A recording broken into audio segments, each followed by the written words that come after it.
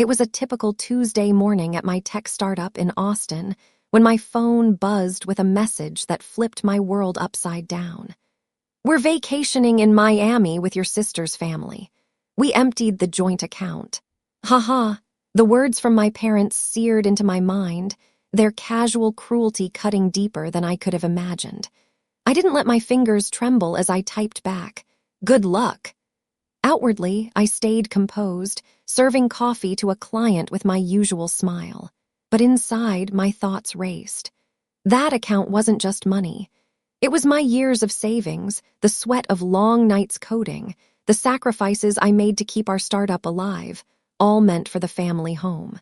They believed they had outsmarted me, flying off to Miami in luxury while mocking me from afar. But they had no idea that for months I had been quietly tracking their shady dealings, their whispered plans, their arrogance. My name is Sarah. I'm 30 years old, and I was no longer the naive daughter they assumed they could steamroll. I had a plan, carefully built, and when the time came, they would discover just how far I was willing to go to protect what was mine.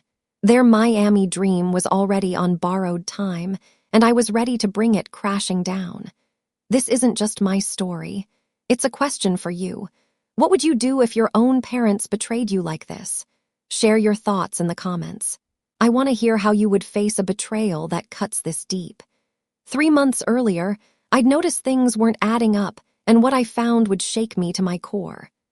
My startup in Austin was thriving, but the family's joint account, meant for the mortgage on our parents' house, was draining faster than it should. At 30, I'd poured thousands into it, late nights coding, pitching to investors, skipping vacations to keep my app alive. My dad kept asking for bigger contributions, claiming the house payments were tight. I trusted him, or at least I wanted to. But his calls came too often, his tone too sharp, like I owed him for simply existing. One evening, I was reconciling the account when I spotted a charge, $5,000 for a travel agency. I froze. The mortgage wasn't due for weeks, and I hadn't approved any trips. Digging deeper, I found more. Hotel bookings in Miami, first-class flights, a luxury car rental. My stomach twisted as I traced the charges to a card linked to my mom. She'd never mentioned a vacation, and neither had my sister. I opened my banking app and watched the balance dipping lower every single week with no explanation. I started saving screenshots, every transaction, every withdrawal. Then I got a tip from a cousin who'd overheard my mom boasting about a big family getaway. I hacked into an old family group chat, one I'd muted ages ago. There it was, messages between my mom and my sister planning a Miami trip, laughing about how they'd handle the funds. My sister wrote, "Don't worry, she won't notice till it's gone." I saved that too, my jaw tight. I wasn't about to let them walk over me. The next day, I opened a separate account at a different bank, transferring my startup's profits there immediately. I called a lawyer I'd met at a networking event, a sharp woman named Dana who specialized in financial disputes. "Can you protect my assets if my family's misusing our joint account?" I asked, my voice steady, but my heart pounding. She didn't hesitate. "Absolutely. Start documenting everything." Over coffee at my office, I laid out the evidence, screenshots, bank statements, those damning texts. My lawyer nodded, jotting notes. "This is solid," she said. "We can file for a freeze on the account if they pull anything bigger." I felt a spark of control, something I hadn't felt in months. My parents always favored my sister, Amanda.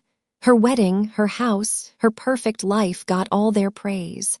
I'd been the workhorse, the one who paid the bills while they fawned over her. Not anymore. Back at my apartment, I kept digging. Another transaction popped up, a deposit for a Miami beachfront condo rental. I cross-checked it against the group chat. My mom had written, "This will be the trip of a lifetime, just us and your family." No mention of me, no invite. No thanks for the money I'd funneled into their account. I printed the chat logs, my hands steady now. Every night I backed up my evidence to a secure drive, knowing I'd need it soon. My dad called one afternoon, his voice smug. "Sarah, we need another $2,000 for the house," he said, like it was routine. I played along, saying I'd check my funds, but I was done being their ATM. My lawyer had already drafted a letter demanding transparency on the account. I sent it certified mail, no return address. They'd get it and think twice before touching another cent. As I sat in my office staring at the growing pile of evidence, I realized this wasn't just about money. It was about respect, or their complete lack of it. My parents thought they could use me, discard me, and laugh while doing it. My sister was complicit, basking in their favoritism. I wasn't angry anymore. I was focused. They'd underestimated me, and the account was still active. But not for long. The next morning, my phone lit up with messages from my mom, Carol. "Sarah, you're too busy with your little app to understand real finances," she typed, her words dripping with condescension. "Leave the account to us." I stared at the screen, my coffee going cold on my desk. Her smugness wasn't new, but it hit differently now. Like a challenge I was fully prepared to meet, I didn't reply. Instead, I logged into the bank's website and found the credit card tied to our joint account, the one they'd used for their Miami bookings. With a few clicks, I reported it as compromised and canceled it, cutting off their access to flights and hotels in one quiet move. By noon, my phone buzzed again. My dad, Richard, this time furious. "What did you do? We're stuck at the airport." I could picture him pacing, his voice echoing off terminal walls. I kept silent, letting their panic sink in completely. Back at my office in Austin, I dialed Dana. "They're using the account for personal trips," I said, forwarding Carol's latest message. "Can we move forward?" She was already on it, drafting papers to sue for misuse of funds. "We'll demand a full audit," she assured me, her tone calm but firm. I sent her the screenshots. I'd saved every transaction, every text, every shred of proof. The joint account was supposed to keep the family home afloat, not fund their getaway. My lawyer warned it could get messy, but I was past caring. They'd crossed a line and I wasn't backing down. Around 3 p.m., my sister Amanda called, her voice sharp and accusing. "Sarah, how dare you ruin our trip?" she snapped, spitting my name like it was an insult. I gripped my phone, keeping my tone even. "Amanda, you knew they took my money." She scoffed, claiming it was family funds they were entitled to. I didn't argue. I'd already emailed the bank requesting a freeze on any further withdrawals. The manager, Mrs. Davis, confirmed it would take effect by evening, leaving Richard and Carol stranded with no way to book new flights. Amanda's call ended with her muttering about my selfishness, but I caught a hint of worry in her voice. Good. They were starting to feel the consequences. I spent the afternoon organizing my evidence, printing bank statements and Carol's texts. My lawyer called back saying the court could schedule an emergency hearing within days. "You've got a strong case," she said, citing the clear paper trail. I nodded, my resolve hardening. Carol's messages kept coming, each one bolder, mocking my work ethic, my obsession with my startup. "You'll never keep up with us," she wrote. I saved that one too, adding it to the stack. Their arrogance was fuel, pushing me to act faster. By evening, I got a call from a family friend who'd heard about the airport fiasco. Richard had tried to book a hotel on his personal card, but it was declined. Too much debt from their spending spree. I didn't smile, but I felt a quiet, steady satisfaction. My parents thought they could outsmart me, use my savings for their joyride. Amanda thought she could ride their coattails, basking in their favor. But I'd flipped the script. The bank freeze was just the start. My lawyer was preparing a formal complaint detailing every unauthorized withdrawal. I sat at my desk, staring at the evidence pile, my heart steady. They had underestimated me, but the courthouse would set things straight. Their dream vacation was unraveling, and I was just getting started. By noon the next day, Amanda's husband Kevin called, his voice sharp. "Sarah, you've gone too far. You're ruining our family's vacation." He barked, barely letting me get a word in. I leaned back in my office chair in Austin, My laptop opened to a spreadsheet of new client contracts. His anger didn't faze me. I'd seen Amanda's latest social media post, a photo of her sipping a cocktail on a Miami balcony, captioned, "Living our best life. No thanks to haters." The post had dozens of likes from her friends, but I noticed a few comments already questioning where the money had come from. I smirked, knowing the truth was about to catch up with all of them. I kept my tone calm. "Kevin, you know the account was for the family house, not your beach getaway." He sputtered, claiming it was shared money for everyone's benefit. Then Amanda jumped in, her voice shrill through the speaker. "Sarah, you're just jealous of our happiness," she snapped, spitting my name like it was poison. I didn't flinch.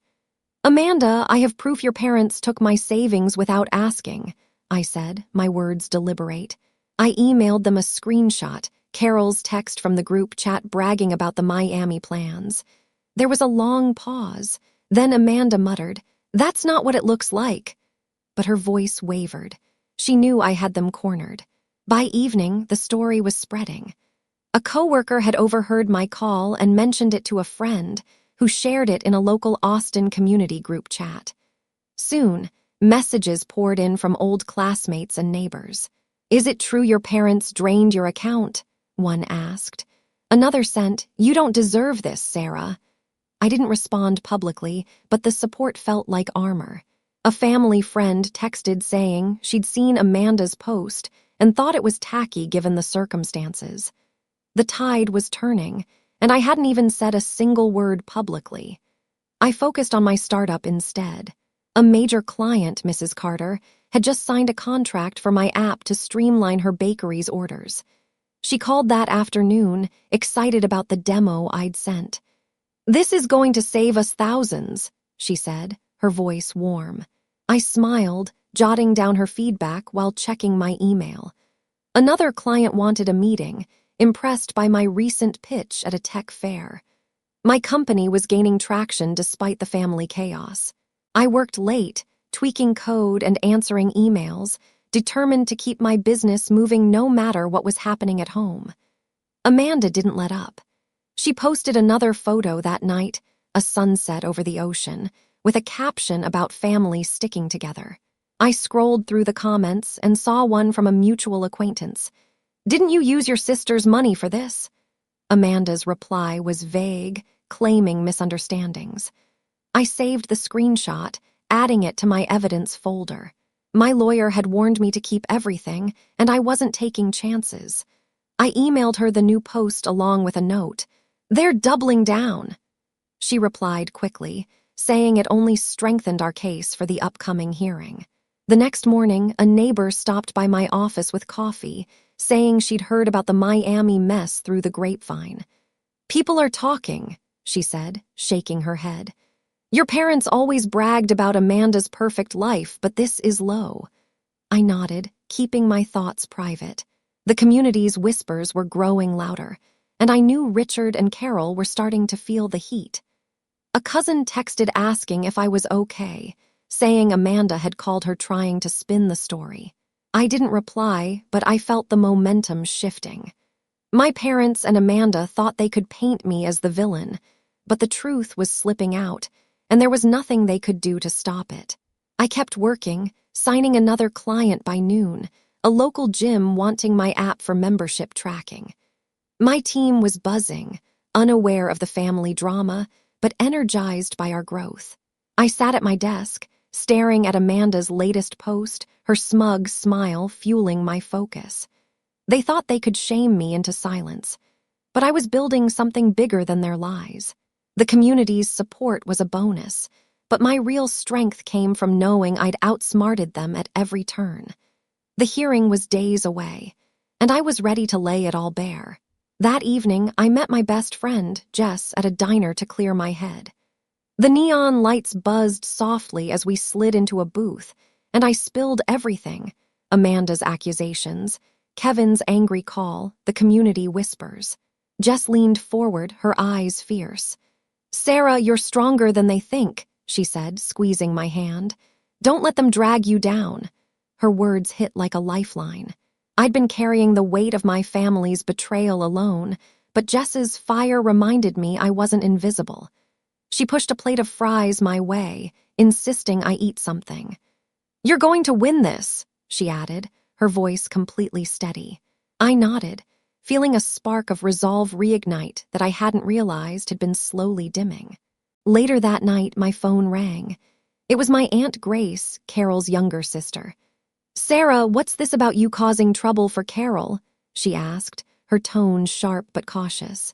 I took a breath and forwarded her the group chat screenshot, Carol planning the Miami trip with Amanda, the two of them laughing about using my money. There was a long silence. "I didn't know," Grace said finally, her voice softer. "Carol said it was all agreed upon." I could hear the doubt creeping into every word. "Grace, they took thousands from the house fund," I said, keeping my tone even. She promised to talk to Carol, but I sensed she was already starting to see the cracks in my mom's story. The next day, my startup was buzzing. Mrs. Carter, the bakery owner, emailed to say her customers loved the app's new features. "You're a gem, Sarah," she wrote, attaching a contract for 2 more locations. Word of my family drama had spread through Austin, and somehow it was actually boosting my business. A local news blog picked up the story, framing me as the underdog entrepreneur fighting family greed. New clients called citing the article, and my revenue spiked 10% overnight. I spent the morning training my team, thrilled but focused, determined to keep the momentum going no matter what. After work, I scrolled through Amanda's social media. She'd posted a video from Miami, a beach montage with her and her kids, captioned "Family First Always." The comments were mixed. Some praised her, but others, including a former neighbor, wrote, "Hope you didn't fund this with your sister's money."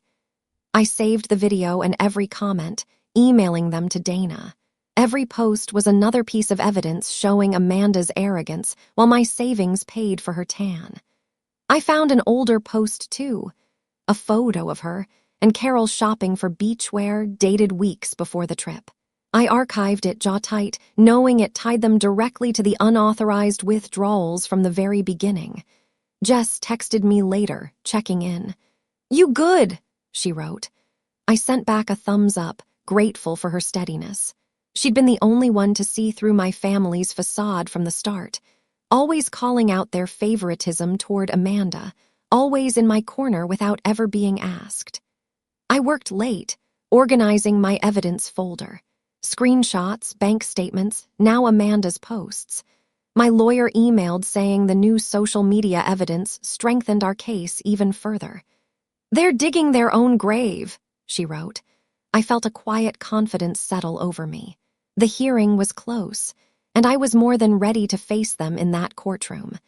The next morning, a barista at my usual coffee shop slipped me a free latte. "Heard what you're going through," she whispered. "You've got this." I smiled, genuinely touched by the kindness. The community's support was growing, texts from old friends, emails from local business owners, even a note from my high school coach. They all saw me as more than the family scapegoat. They saw someone who refused to be broken. Meanwhile, Grace called again, her voice heavy. "I talked to Carol," she said. "She wouldn't explain the account."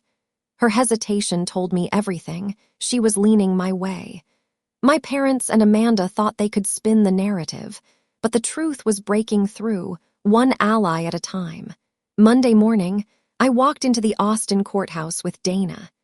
The air felt heavy as we stepped into the small, wood-paneled courtroom, my folder of evidence tucked tightly under my arm.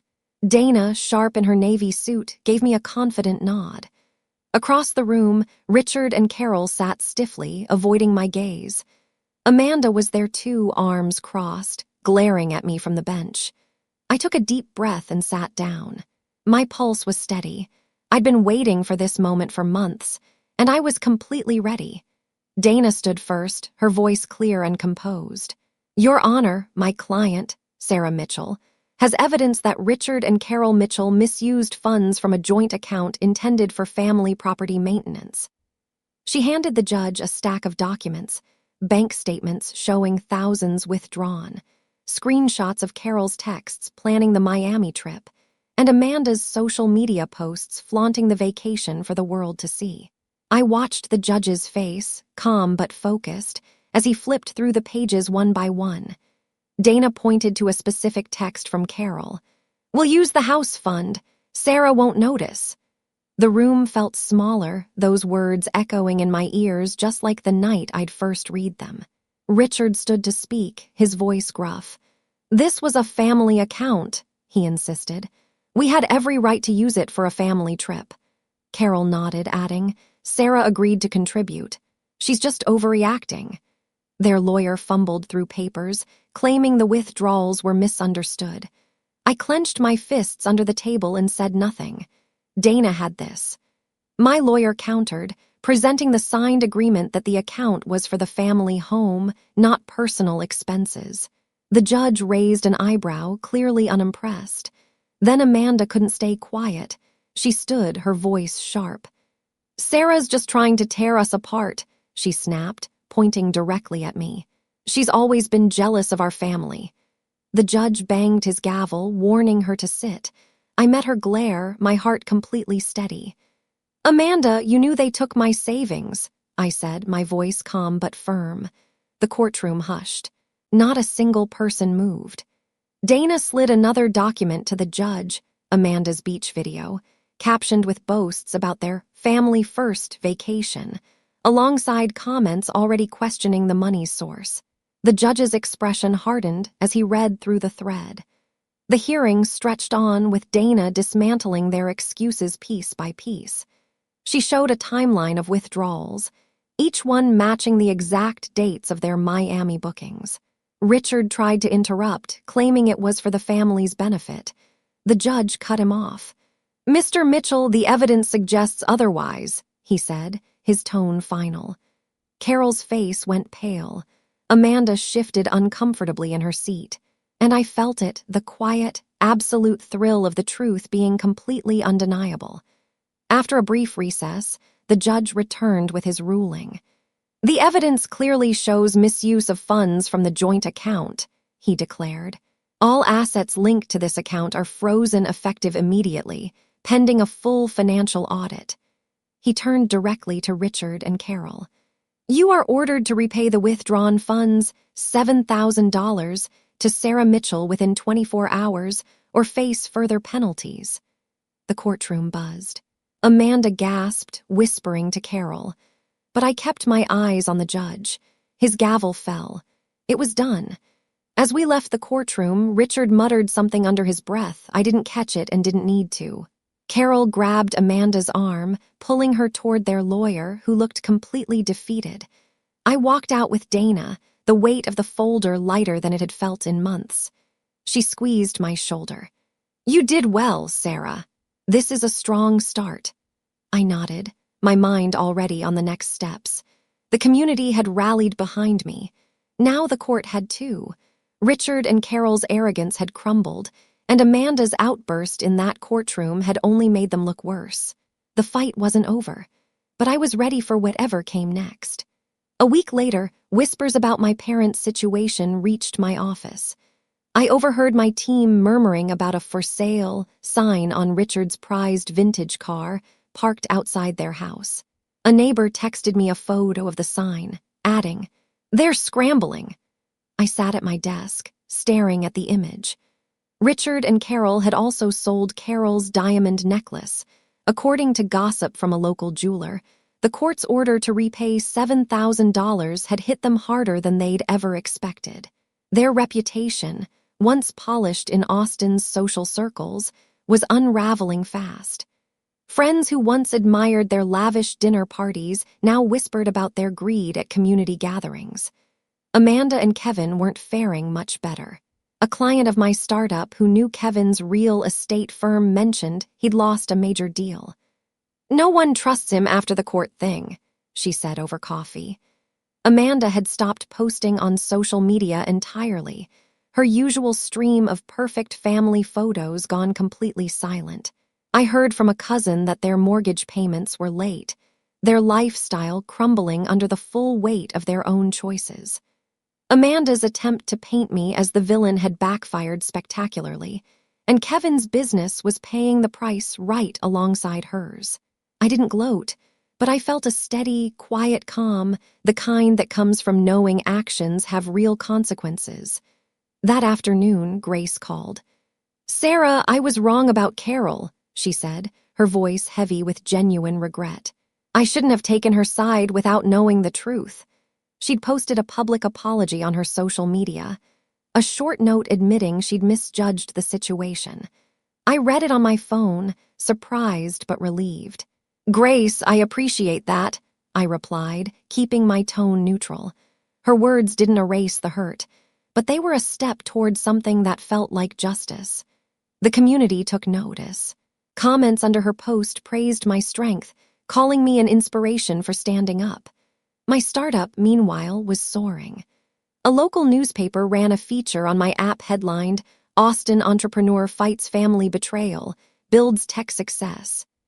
The reporter had reached out after the court hearing, intrigued by the buzz around town.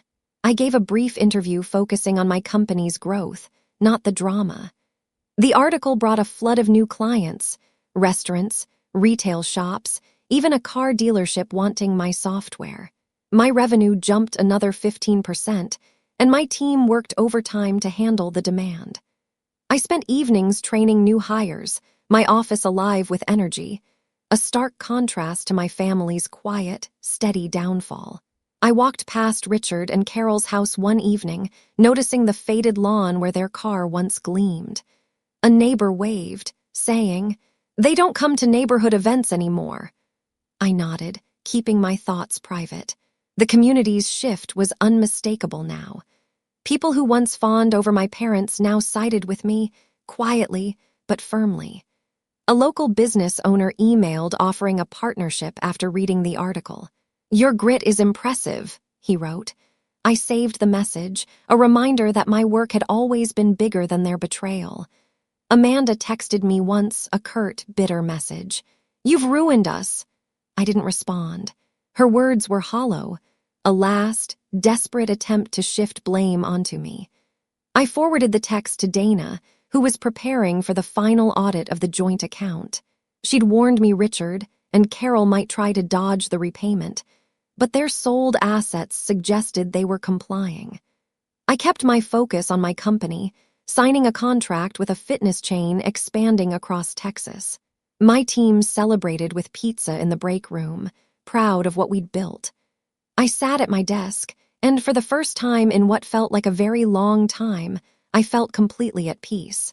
Grace visited my office the next day, bringing homemade cookies. "I talked to Carol," she said, setting the tin on my desk. "She's embarrassed but won't admit it." I thanked her, keeping the conversation short. Her apology had shifted the narrative in ways I hadn't expected, and I didn't need anything more from that side of the family.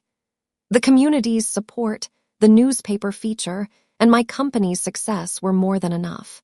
Richard, Carol, and Amanda thought they could outmaneuver me, but their world was shrinking while mine expanded in every direction. And I was ready for whatever the final chapter brought.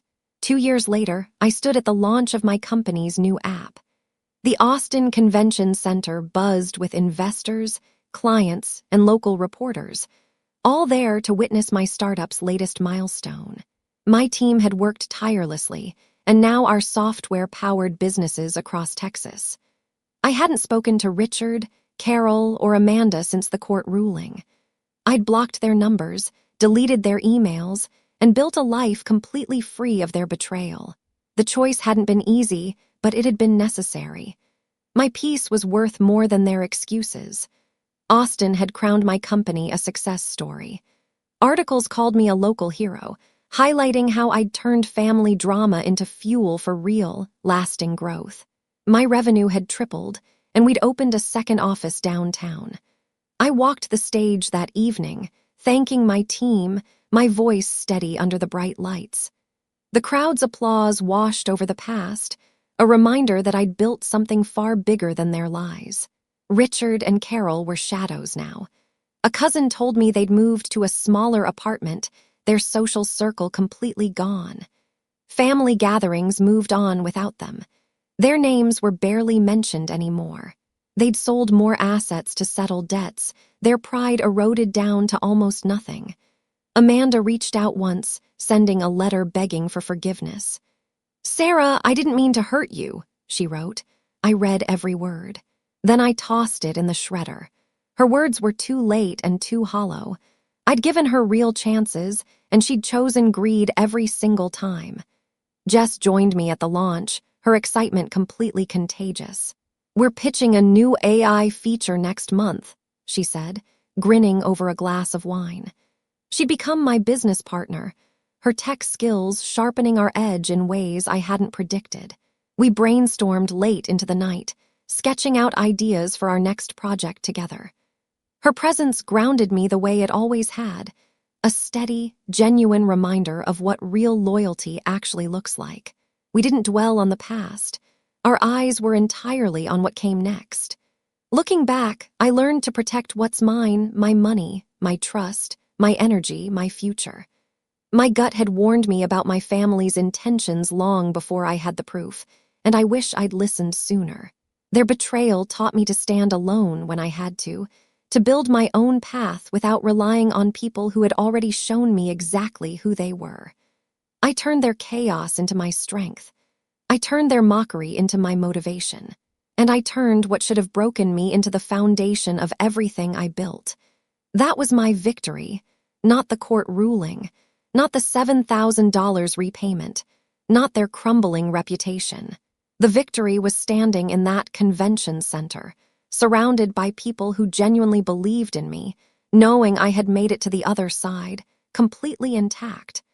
Thank you for staying with my story all the way to the end. Now I'm turning it over to you. What would you have done if the people who raised you turned out to be the ones you most needed to protect yourself from? Drop your answer in the comments. I read every single one.